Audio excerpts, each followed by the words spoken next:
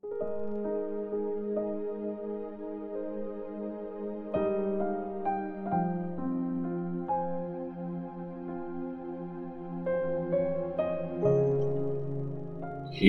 chapter 1. Nagsalita ang Diyos.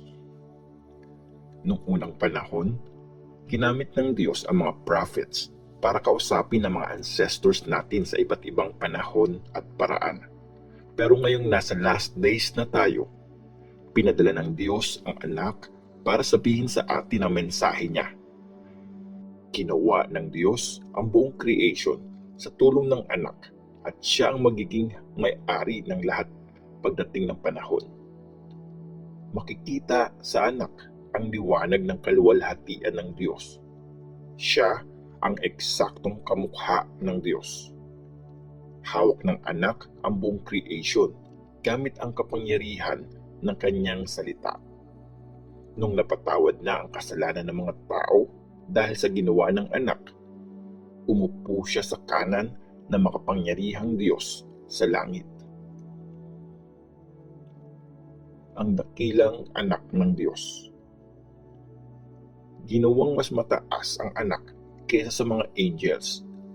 Mas mataas din ang pangalan na binigay ng Diyos sa kanya kaysa sa pangalan ng mga angels. Walang angel na sinabihan ng Diyos, "Ikaw ang anak ko. Mula ngayon, ako na ang tatay mo."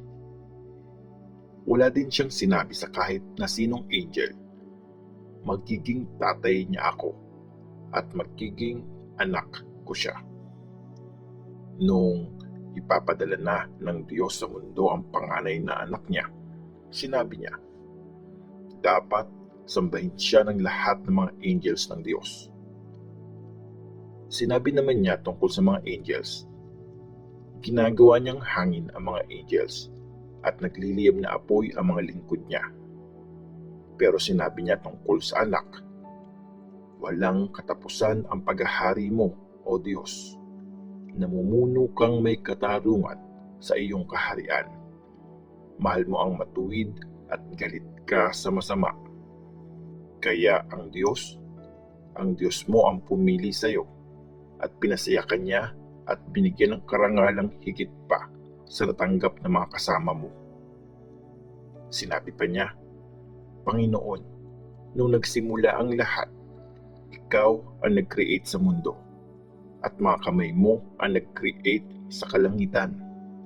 Mananatili ka pero lahat ay mawawala. Parang damit, silang lahat ay maluluma. Itutupi mo sila na parang balabal at gaya ng damit, papalitan mo sila. Pero hindi ka nagbabago at walang katapusan ang buhay mo.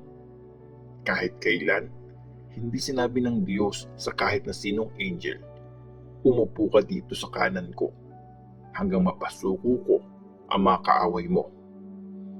Ano ba ang mga angels?